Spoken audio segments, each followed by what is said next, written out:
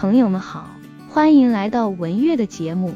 65岁阿姨坦言，不管搭伙老伴对你多好，只要他提出这2点就直接分手。一起来听听来自周阿姨的自述。我是周阿姨，今年65岁了。60岁那年老伴去世了，给我留下了130平的房子，还有100多万的存款，我自己还有4000的退休金，而且儿子儿媳对我很好，孙子也很可爱。按理说我这样的条件，养老应该很知足很幸福了，可我却感到并不快乐。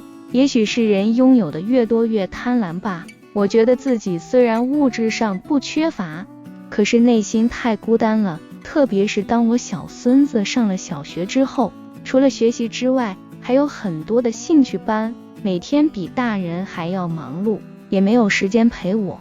儿子和儿媳更别说了，他们有生意要忙，根本是关照不到我，所以我总是有怨言。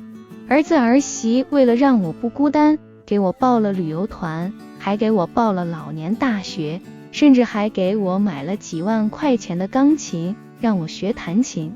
但所有这些我都不满足，我认为只有人的陪伴才能让生活丰富起来。就在这个时候，老李走进了我的生活。老李是我们小区的物业人员，负责维护小区的花草。我那天正好没什么事，在小区里发呆，然后就看见他在那里撕弄花草。我看了一会，他还送了我一些花，让我回去插在花瓶里。就这样我们认识了。当他得知我在这个小区有130平的房子之后，特别羡慕，他说你真是有福气啊，这小区是高档小区，你这一套房子最少也要200多万吧。我说有什么好幸福的，光有房子有什么用，又没有人陪着我，每天孤孤单单的，哪有幸福可言。老李问你没有老伴吗？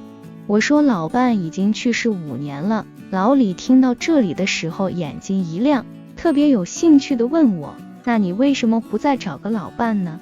我说我没有想过这个问题，而且我也没有合适的人。老李笑了，说会有机会的。从这之后我就算跟老李认识了，每次在小区里碰见他都要聊聊天，他也常常送我一些花什么的。慢慢的我也开始喜欢养花了，买了好多在自家阳台上养，可是我养的并不好。老李知道后还主动上我家帮忙，告诉我那些花的习性，该注意些什么。我之前的老伴工作太忙了，没有那么多时间陪我，我也很有怨言，所以我觉得老李这样的人才是更懂生活的人。我心想他老伴肯定会很幸福吧。可是后来聊天时我才得知，老李早已经没有了老伴了，跟我一样也是一个人，只不过他是跟儿子一起生活的，他儿子还没有结婚。我问老李，你只比我小5岁，儿子为什么还不结婚呢？老李说，不是不想结婚，现在的姑娘太现实了，没有房不肯结呀。我那个小房子才50平，2单人住不方便，再说也没有姑娘愿意。有一天老李请我看电影，看了电影后又请我吃小吃，我俩聊得很开心。吃完小吃我要付钱，他说哪有让女士付钱的道理，你这不是打我的脸吗？我说我有退休金，家里条件比你好，还是我付钱吧。老李说这跟条件没关系，这是一个男人应该做的。我对他也更有好感了。后来我们俩就自然而然地谈起了对象，他对我非常照顾，还经常到我家给我做饭吃，不得不说他的手艺也是一流的。我的生活变得很开心，不再抱怨了。儿子问我到底遇到了什么开心的事，我说我新认识了一个对象，正打算跟他搭伙过日子呢。我以为我儿子会为我高兴，谁知他马上就反对说，这么大的事，你为什么一直没有跟我透露啊？我说你们都这么忙，哪有时间理我？再说我们之前只是朋友，没有想过搭伙，现在我们觉得处得还挺好的，不如搭伙一起过。儿子问了老李的条件，我说了后，儿子又说肯定不行，他还有一个儿子没有结婚，他又比你小好几岁，为什么主动接近你？我看搞不好就是为了你的房子和钱。我说，你把人想得太龌龊了，我跟老李认识好几个月了，一起吃饭时他从来不让我花钱，怎么会惦记我的房子和存款呢？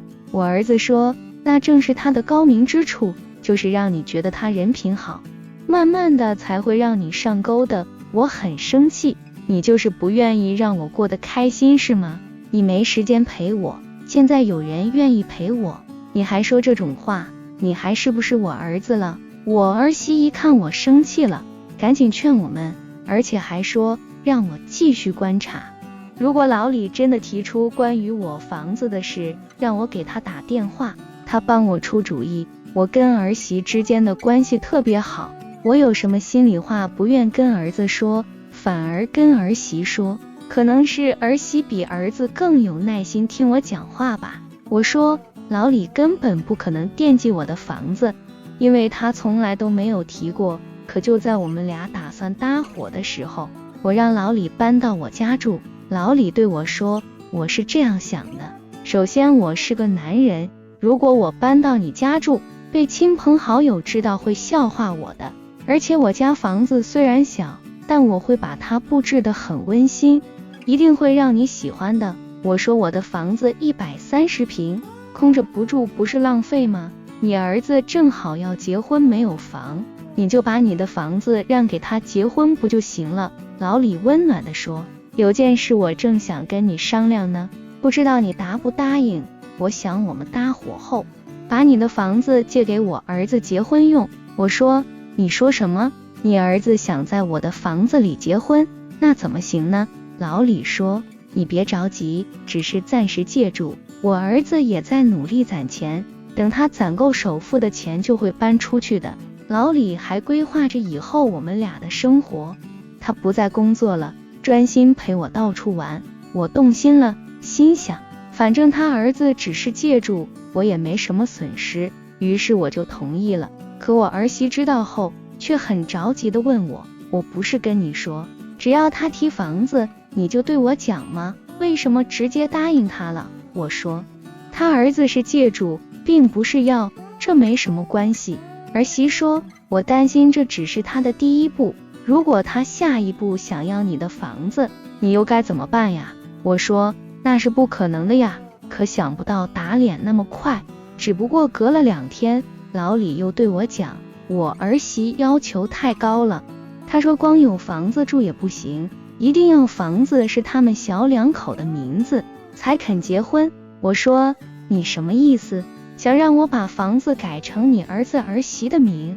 老李说，是的，但这不是真的，只是为了骗我儿媳。我们可以写份协议，等我儿子攒够钱就让他搬走房子，再改回你的名儿。我说，那我也不愿意。老李说，你难道还不信任我吗？我什么时候骗过你？我说，我得回家考虑考虑再说。回家之后我赶紧给儿媳打电话，问他该怎么办。儿媳说，妈，别犹豫了，他就是骗子，你别听他说什么协议管什么用，到时候他不承认了，你不还是更麻烦吗？难道这么大岁数了还去跟他打官司吗？可是我这个时候被老李一直以来的温和体贴迷惑了。我说，如果他不是骗我，说的是真话呢？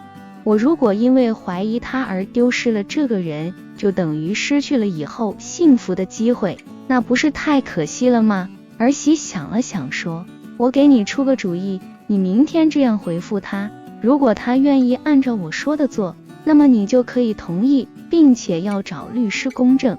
如果他不同意的话，你就赶紧离开他，他100%不是真心的。然后儿媳就给我出了主意。第2天老李主动约我出去吃饭，在吃饭的时候问我考虑的怎么样了。我说，你说的事情我同意了，但在过户之前，我们要找个律师来写一份公证，我只是把房子暂时改成你儿子儿媳的名，而且只给你儿子5年时间，5年后你儿子儿媳不管攒够钱没有，都要把我的房子还给我。老李想了想，没问题啊。我又继续说道，这只是条件之一，条件之二是你要把你的房子还有你全部的存款都改成我的名字当做抵押，还有你的退休金也要全部交给我。什么时候你儿子还我房子了，什么时候这些东西我再还给你，并且我们之间的交易不写公证。老李一听就急了，你的意思是我的房子和存款以及工资是真的给你了，而你的房子并不是真的给我儿子了，你这不是在占我的便宜吗？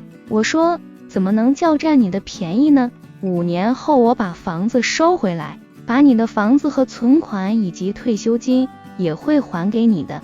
可老李还是不满意，说来说去你还是不信任我，如果信任我的话，干嘛还要拿我的房子、存款、工资当做抵押呢？我说，我们俩在本质上非亲非故，只不过是认识了几个月而已，你居然就想让我把房子过户给你儿子，你让我怎么信任你？老李说，我对你是真心的，你不应该怀疑。我说，如果你是真心的，那么我所说的要求你也会很痛快的答应。老李说，我没有办法答应你，因为如果我儿子5年之后不把房子还给你的话，你依照合同依然可以把房子要回来，而我的房子存款给了你之后，我却没有办法要回来。我说，那就看你儿子守不守信用了，如果你儿子不守信用，我当然要这么做了。你之前说你儿子只是借用5年，现在又说这个话，你不是自相矛盾吗？老李很生气，反正我不同意。我说，那你儿子也别想住我的房子，本来你这个要求也太离谱了。结果老李就生气了，像变了一个人似的，凶巴巴的对我说，如果你不答应我的要求，那咱俩就分手。我反问，你以为今天这顿饭后我还想继续跟你处吗？就你刚才的这些话，我已经看清了你的嘴脸了。老李一生气起身就走了，这次连饭钱也没有付，这次多亏有儿媳帮我，否则的话搞不好真的一塌糊涂，把房子拱手相让了。所以老年人哪怕再孤单，或者你认识的对象对你再体贴，只要他提到关于你房子和钱的事，你就直接分手就对了。大家认为周阿姨的做法对吗？今天的视频就先分享到这里，如果你也喜欢这个视频，并且让你深有感触，希望你能分享给身边的人，期待与您的互动。感谢您的收看，我们下期再见。